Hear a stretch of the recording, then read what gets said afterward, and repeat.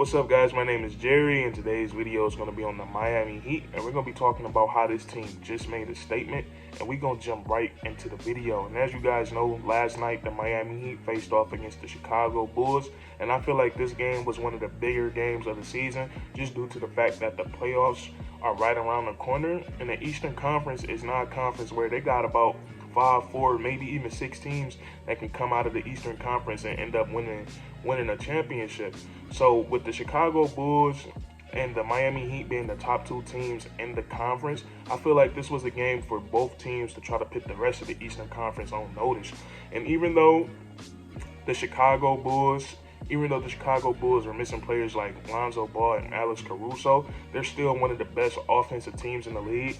And I feel like that's where the Miami Heat stepped up, and I feel like that's where they made their statement at last night.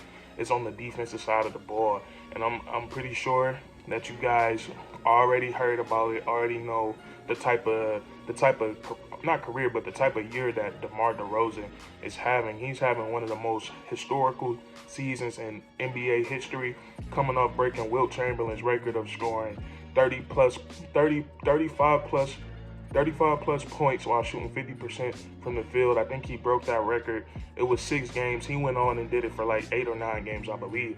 So coming in, I'm pretty sure Eric Spoelstra and the Miami Heat, they wanted to make a statement on the defensive side of the ball, saying that they're going to stop the opposing team's best scorer. And that's what they did last night. Honestly, they gave both DeMar DeRozan and Zach LaVine a tough time on the defensive side of the ball. DeMar DeRozan had a very, I would say the shooting night he had is something we rarely ever seen from him. He's one of the most efficient players in the league, and the Miami Heat was able to just I wouldn't say they stopped him, but they made him work hard for his buckets, and they gave him a rough night. And the same thing with Zach LaVine, and then also the way that the Miami Heat play defense, and honestly the defensive weapons that they have, they make it scary to want to see this team in the playoffs. And Kyle Lowry didn't even play last night, but due to personal reasons, he's still taking some time off. But when this team is fully healthy and they're all out there, like that defensive lineup of Kyle Lowry, PJ Tucker, Bam Adebayo, and Jimmy Butler, like that's a very scary combination. And we saw it last night with Jimmy Butler and Bam Adebayo. This might be one of the best 1-2 punches defensively in the league, because most of the time they're working together on the defensive side of the ball when it's like a pick and roll situation, because Jimmy Butler is usually guarding the best perimeter player, him or PJ Tucker. But the Miami Heat basically run a switch everything defense, which makes their defense it makes it, I want to say, positionless. So it makes it hard on the offensive side of the ball to go pick out a matchup that you want. It's hard to find those weaknesses in their defense, because Eric Spoelstra do a great job at hiding players like Tyler Hero and Duncan Robinson, guys that aren't that I want to say that they're limited on the defensive side of the ball. So I feel like the Miami Heat, they came into last night games, they kind of smacked the Chicago Bulls right in the mouths, and now they're 3-0 against them on the season. And I feel like that's a huge statement for a team like the Miami Heat, because they're a team that's still not getting I would say this team is still not getting the respect that they deserve. A lot of people call their bubble run a fluke, and I don't think it was a fluke. And then the following season, they bring up them getting bounced by the Milwaukee Bucks. And you got to remember that the Lakers and the Miami Heat had one of the shortest off seasons in NBA history when that happened. So we saw that catch up to them. And now we in this season, and people, now listen, I'm a basketball fan. I have no personal connections with the Miami Heat. I just love the game of basketball. But whenever people talk about the top contenders in the Eastern Conference, they always bring up the Philadelphia 76ers, especially after they got James Harden. Or they bring up the Brooklyn Nets, they bring up the Milwaukee Bucks, and they bring up the Chicago Bulls. And we rarely ever hear them bring up the Miami Heat. And I just feel like those other 4 teams have so many more question marks. Like with James Harden and Joel Embiid, will they be able to get past their playoff woes? And then also with Doc Rivers, we've seen him just combust so many times in the playoffs.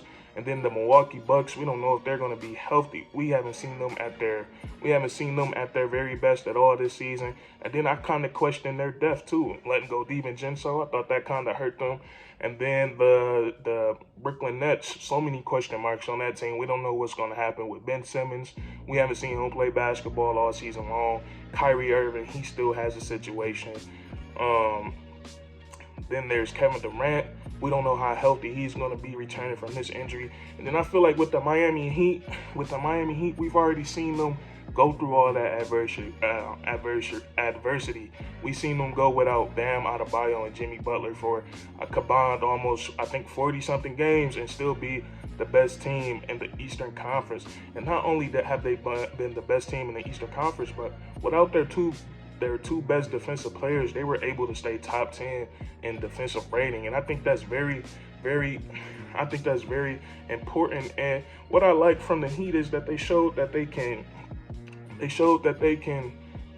have the next man up system. Like when Bam Adebayo and Jimmy Butler, when those guys went down with their injuries, so many other players on this Miami Heat team stepped up. Yurt-Seven, probably one of the biggest gems in the NBA this season. He's the third string center now. When he stepped up for Bam Adebayo, he's looking like one of the best young centers in the NBA. And now with Jimmy Butler being down, guys like Caleb Martin and Max Strus and Gabe Vincent filling in for Kyle Lowry, like we just see this Miami Heat team, the next guy up is always a very, very great and solid player. So that's what I like about them when it comes to the playoffs, because if they do suffer an injury, obviously their odds will be a lot stronger if everybody was healthy. But if this team do suffer an injury during the playoffs, they have some very solid players to fill in those positions. And with the Miami Heat, with them being fully healthy into the playoffs, I can't wait to see this team. And it's going to be very tough scoring on Kyle Lowry, PJ Tucker, Bam Adebayo, and then Jimmy Butler. Like that's some very filthy defense, because all them guys are known for being pests on the ball and off the ball. They're all very smart defenders. They're not just super aggressive. They move with with tactics and techniques, and they're very skilled defenders. So Eric Spoelstra and Pat Riley have done a great job with this Miami Heat roster, and I feel like they put the rest of the Eastern Conference on notice last night, beating the Chicago Bulls, wrapping up that season series 3-0. And honestly, like I said, you gotta have the Miami Heat at the top of the totem pole when it comes to the Eastern Conference, because to me, their only big question mark is, are they going to be able to remain healthy? Like that's their only question mark for me. Like they don't lack depth. I think they have a really good superstar in Jimmy Butler, and I think Jimmy Butler is able to rise to the occasion.